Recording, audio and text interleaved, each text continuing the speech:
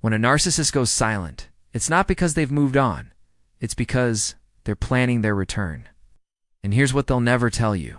You're not just a memory to them. You're an unfinished project. You thought leaving would set you free. You changed your number, blocked them everywhere, maybe even moved cities. But somehow, months or even years later, they find a way back into your life. A text from a number you don't recognize. A mutual friend mentioning they asked about you. A social media account that shouldn't exist. Watching your stories. And you wonder, why can't they just let me go? Here's the uncomfortable truth. Narcissists don't forget people the way normal people do. While healthy individuals process breakups, learn lessons, and genuinely move forward. 8. Narcissists operate from a completely different psychological framework. To them, you're not an ex-partner, ex-friend, or former colleague. You're a source of supply that temporarily went offline. Think of it like this. When your phone battery dies, you don't throw the phone away. You wait for an opportunity to charge it again. That's exactly how narcissists view the people who've left their lives. You're not gone. You're just temporarily unavailable. To understand why narcissists never forget you, we need to dive into the dark psychology of narcissistic supply, and it's more calculated than you think. The supply collection mindset. Narcissists don't see people as individuals with their own lives, dreams, and autonomy. They see people as resources in their personal inventory.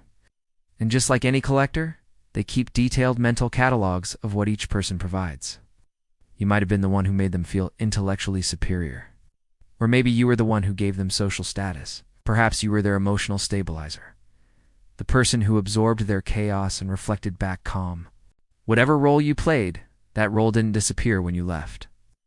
In their mind, that position is still open, waiting for you to return.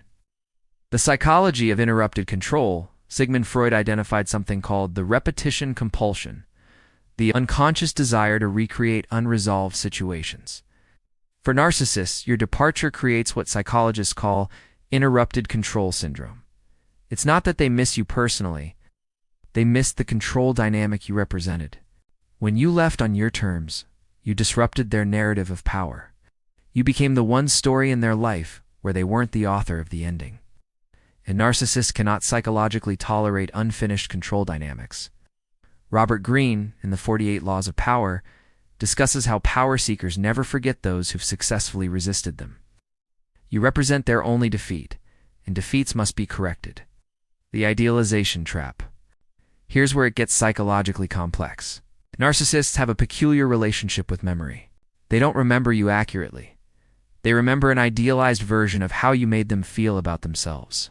During love bombing phases, narcissists often tell their targets, "You're different from everyone else," or "I've never felt this way before." Here's the dark truth. They probably have felt this way before, with multiple people.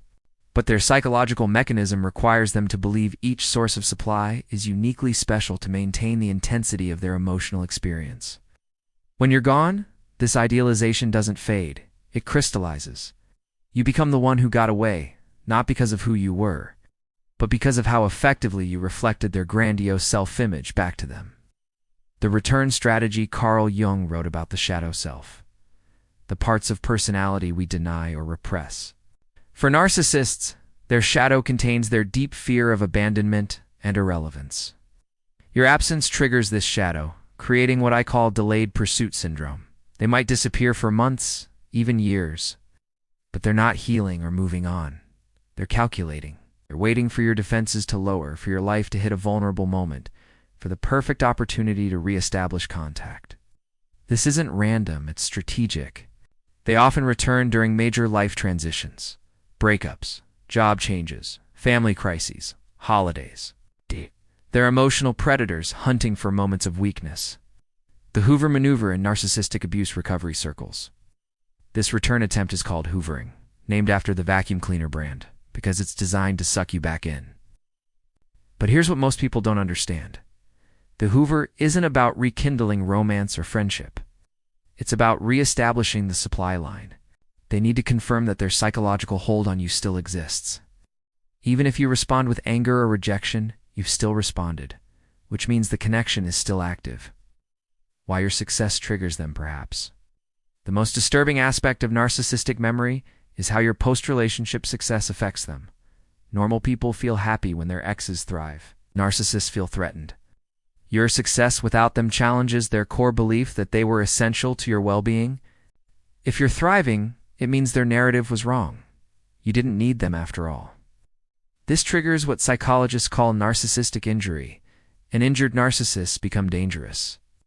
They might attempt to sabotage your new relationships, spread rumors in your professional circles, or launch smear campaigns designed to tarnish your reputation. This isn't jealousy in the normal sense. It's ego protection at the most primitive level. But here's where we flip the script. Understanding why narcissists never forget you isn't meant to make you paranoid. It's meant to make you powerful. Reframe number 1. You're not haunted. You're informed every attempt they make to reconnect is actually intelligence gathering. You're learning about their patterns, their triggers, their weaknesses. Knowledge is power, and they've just given you a detailed map of their psychological territory. Reframe number 2. Their persistence proves your strength. The fact that they can't let you go is evidence of their power over you. It's evidence of your power over them. You disrupted their entire system. You proved their control wasn't absolute. That's why they can't forget you. Reframe number 3. You're not supply. You're the supply disruptor. Stop thinking of yourself as their victim and start seeing yourself as the person who exposed their game. You didn't just leave. You graduated from their psychological manipulation program. Graduates are dangerous to institutions built on control. The protection strategy moving forward: expect the return attempts, document them. Screenshot texts, save voicemails, keep records of their attempts to reconnect through mutual contacts. Not because you're paranoid, but because you're prepared. Create what I call psychological firewalls, clear boundaries that don't require explanation or justification. Don't engage with their attempts to process the relationship or gain closure. Closure is a gift you give yourself, not something they can provide. The narcissist never forgets you because you represent something they can never replicate with anyone else. Authentic power challenging their artificial control. They remember you not as you were, but as the person who proved their system could be broken. So let them remember. Let them circle back. Let them try their old games with their old playbook. Because you're not the same person who entered their world. You're the person who escaped it. And escape artists are never forgotten because they're never caught twice. If silence was their weapon, then awareness is yours. And awareness, once gained, is permanent. Remember, you're not unforgettable because you were perfect.